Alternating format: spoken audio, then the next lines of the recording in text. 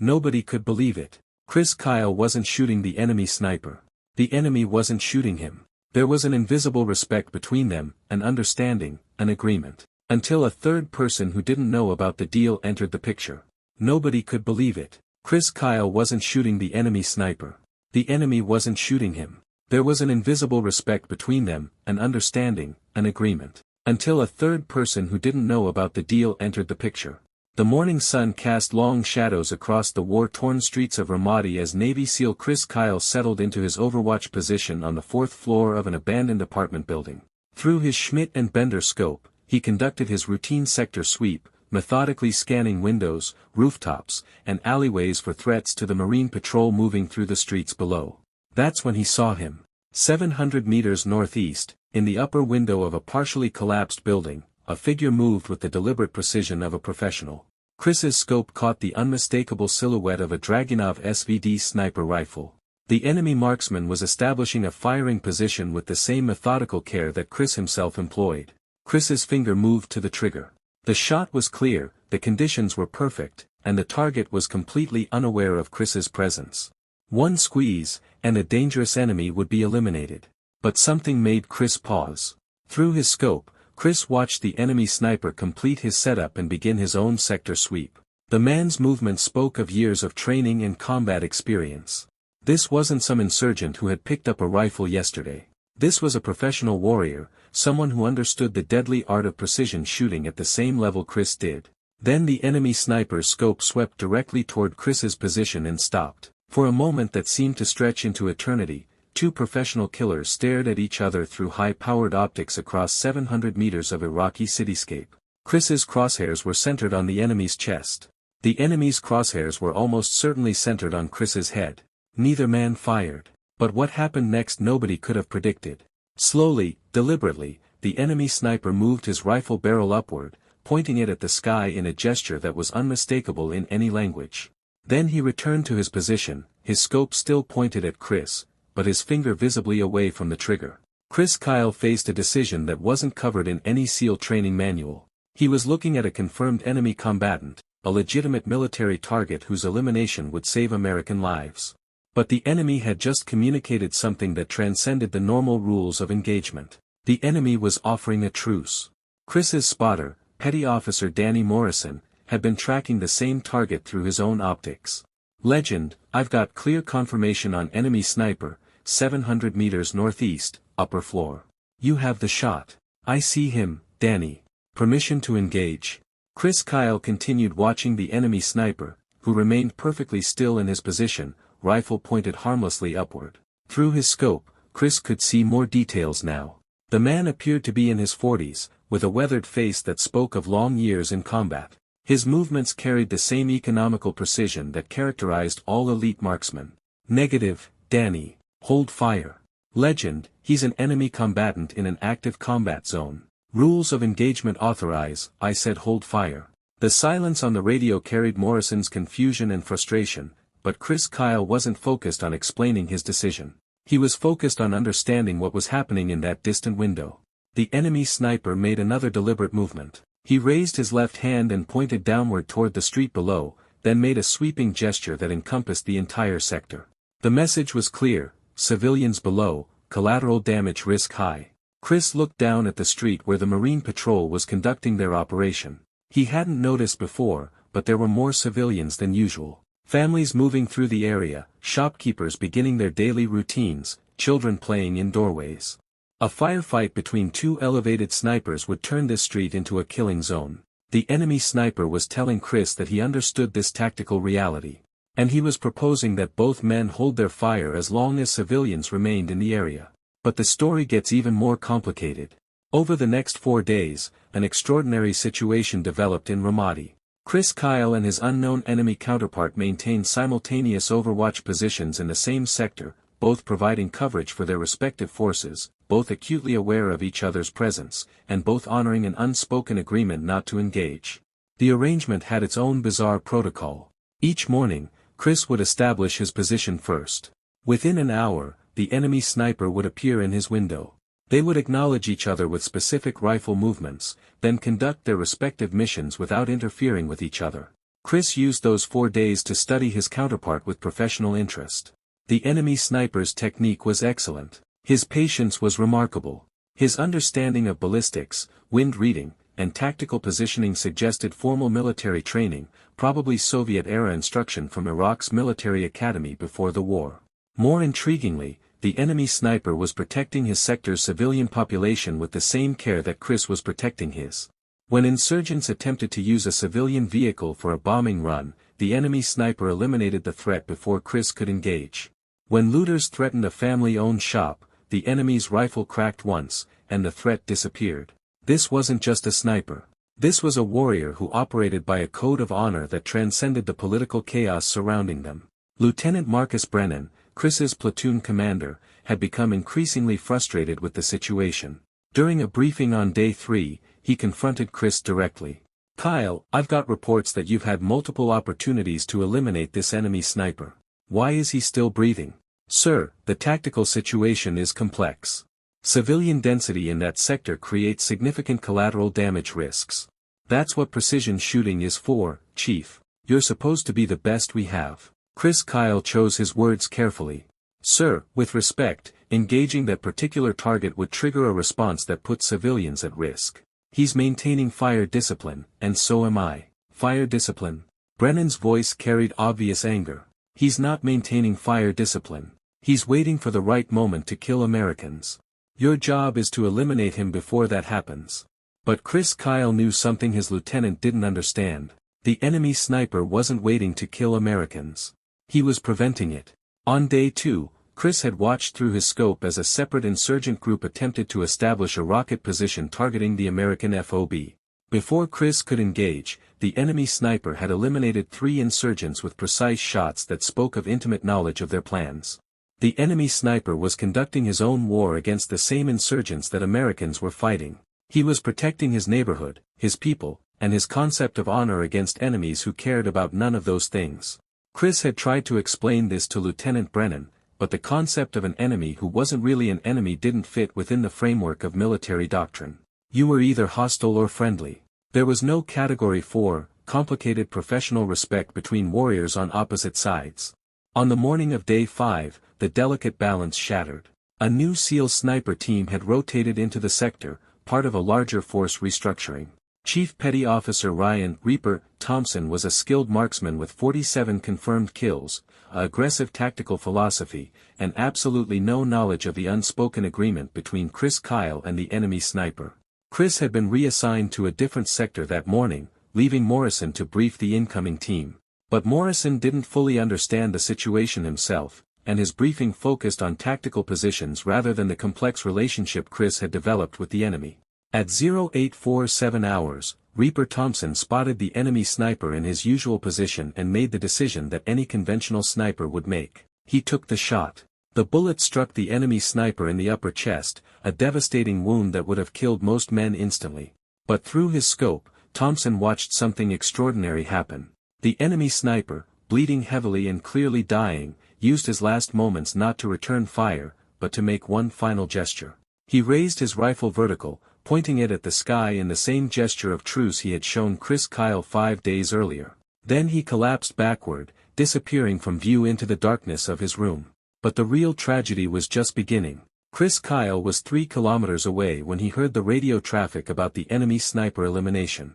His immediate reaction wasn't celebration. It was dread. "Danny, get me details.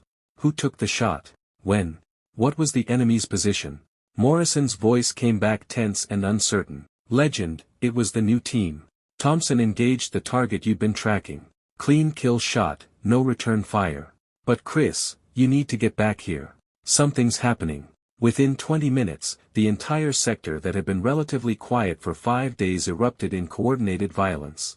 Mortar rounds began falling on American positions with devastating accuracy. Sniper fire from multiple positions targeted every patrol in the area. IED attacks increased tenfold. The neighborhood that had been cautiously peaceful descended into orchestrated chaos. Kyle understood immediately what was happening. The enemy sniper hadn't just been a lone warrior maintaining his own code of honor. He had been the restraining force preventing various insurgent groups from attacking Americans. His presence and reputation had held together a fragile peace based on mutual respect for professional warriors. By killing him, Thompson had removed the one person who could control the violence in this sector. Lieutenant Brennan's voice crackled over the radio, trying to coordinate responses to the sudden onslaught of attacks. All units, we have multiple contacts throughout the sector. This appears to be a coordinated enemy response. Establish defensive positions and, sir, this is Chris Kyle. I need to speak with you immediately. This situation is a direct result of the sniper elimination, and I can explain, not now, Kyle. We're in the middle of a firefight. Over the next 72 hours, the sector that Chris Kyle had successfully managed for 5 days became the deadliest area in Ramadi. 17 Americans were wounded, 3 were killed, and dozens of Iraqi civilians caught in the crossfire lost their lives. The enemy sniper's body was recovered during a subsequent raid on the building he had occupied. Iraqi intelligence later identified him as Colonel Rashid al-Takriti, a former Iraqi army sniper instructor who had trained at the Soviet Special Forces School in the 1980s. After the American invasion, he had returned to his neighborhood not to fight Americans, but to protect civilians from the various insurgent groups that cared nothing for Iraqi lives. His reputation among local fighters had been legendary. He was known as the Judge because he executed anyone, American or insurgent, who threatened civilians in his sector. The various insurgent groups had feared him more than they feared American forces, and his presence had created an uneasy peace that benefited everyone. But nobody on the American side had understood this complex reality. To them, he was just another enemy target to be eliminated. Here's what Chris Kyle learned from the silent agreement. Chris Kyle requested permission to write a detailed after-action report about the incident, explaining the complex tactical and cultural dynamics that had created the temporary truce. His report argued that warfare wasn't always about eliminating every possible enemy. Sometimes it was about understanding the difference between enemies who wanted to kill you and enemies who wanted the same thing you did, even if they approached it from opposite sides. The report was classified and filed away, but Chris Kyle never forgot the lesson. Years later, he would tell other snipers in training, the easiest thing in the world is pulling a trigger. The hardest thing is knowing when not to pull it. The silent agreement between Chris Kyle and Colonel Rashid al-Takriti existed in a moral gray area that military doctrine didn't address. Both men were warriors serving their respective causes. Both men were protecting civilians. Both men operated according to codes of honor that transcended the political chaos surrounding them. For 5 days, they had achieved something remarkable. A localized peace based on mutual respect between professionals who understood that killing each other would only make things worse for everyone. Chief Petty Officer Ryan Thompson later learned about the full situation and struggled with guilt over his action. Chris Kyle spent hours talking with him, explaining that Thompson had followed proper rules of engagement and couldn't have known about the complex relationship. But Thompson couldn't shake the knowledge that his technically correct decision had led to unnecessary deaths. I thought I was eliminating a threat, Thompson told Chris during one late-night conversation. Turns out I was eliminating the only thing preventing much worse threats. Chris Kyle understood Thompson's anguish because he shared it. You made the decision any good sniper would make based on the information available. The failure wasn't yours. It was a system that didn't have a category for the situation we were dealing with. The incident taught Chris Kyle that modern warfare was far more complex than simple friend or enemy distinctions. There were layers of allegiance, honor, pragmatism, and cultural factors that no military briefing adequately addressed. But there's one more part of the story that changed everything Chris Kyle believed. 3 weeks after Colonel al-Takriti's death, a package arrived at the American FOB addressed specifically to the American sniper who showed honor. Inside was a letter written in careful English, accompanied by a well-worn photograph. The letter was from Colonel al-Takriti's son, Kareem, who had witnessed the entire 5-day standoff from his position assisting his father. The letter explained what Chris Kyle had already suspected. His father had been maintaining peace in the sector by intimidating insurgent groups who feared his legendary shooting skills.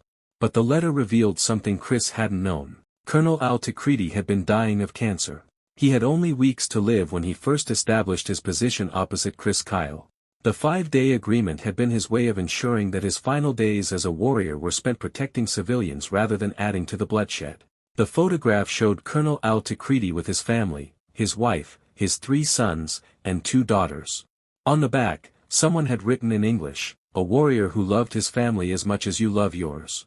Kareem's letter concluded with words that Chris Kyle carried with him for the rest of his life, my father told me on his last night that he had finally met an American who understood the difference between fighting for victory and fighting for honor. He said you were the first American sniper who could have killed him but chose to understand him instead. He died believing that warriors like you and him might someday build the peace that politicians cannot. Chris Kyle sat in his quarters reading and rereading that letter, tears streaming down his face. He had been operating in Iraq for months, eliminating threats and protecting American lives. But those 5 days with Colonel Al-Takriti had taught him more about the nature of warfare than all his previous combat experience combined. The invisible respect between them hadn't been a tactical compromise or a temporary convenience. It had been a recognition that some things transcended the immediate conflict: honor, protection of civilians, and the understanding between professionals who mastered the same deadly craft. Sometimes the most important shot is the one you don't take. Years later, when Chris Kyle returned to civilian life and began working with veterans, he often thought about Colonel Al-Takriti. Two snipers from opposite sides of a war who had achieved something remarkable simply by recognizing each other's humanity. Chris kept the photograph in his personal effects and sometimes looked at it when struggling with difficult decisions. The image of the Iraqi family reminded him that every person in his crosshairs had their own story, their own family, their own code of honor that might not be so different from his own. The silent agreement in Ramadi became a story Chris shared only with people he trusted completely. It didn't fit the simplified narratives of heroism and enemy elimination that civilians wanted to hear. But it represented something more important: the complexity of modern warfare and the humanity that can exist even between enemies. Chief Petty Officer Morrison, who had witnessed the entire situation, later said, Chris Kyle was the deadliest sniper in American history not just because of his shooting skills. It was because he understood that being deadly also meant knowing when to show mercy, when to show respect, and when to recognize that the person in your crosshairs might be fighting for the same things you are, just from a different side. The enemy sniper who never became an enemy taught Chris Kyle that warfare isn't always about killing efficiently. Sometimes it's about living honorably, even when surrounded by death. Colonel Rashid Al-Takriti died protecting his neighborhood from insurgents who would have terrorized civilians. Chris Kyle honored that sacrifice by remembering him not as an enemy eliminated, but as a warrior who deserved respect. The 5 days of silent agreement in Ramadi proved that even in war, honor can transcend political divisions. Two professional snipers from opposite sides had created a temporary peace based simply on recognizing each other's skill, dedication, and commitment to protecting innocent lives. Sometimes the invisible respect between enemies is more powerful than any alliance between friends. And sometimes the most important agreement is the one nobody else understands. Thanks for watching. If you liked this video, you can subscribe to see more incredible stories like this one. See you in the next videos. Don't forget to like and subscribe.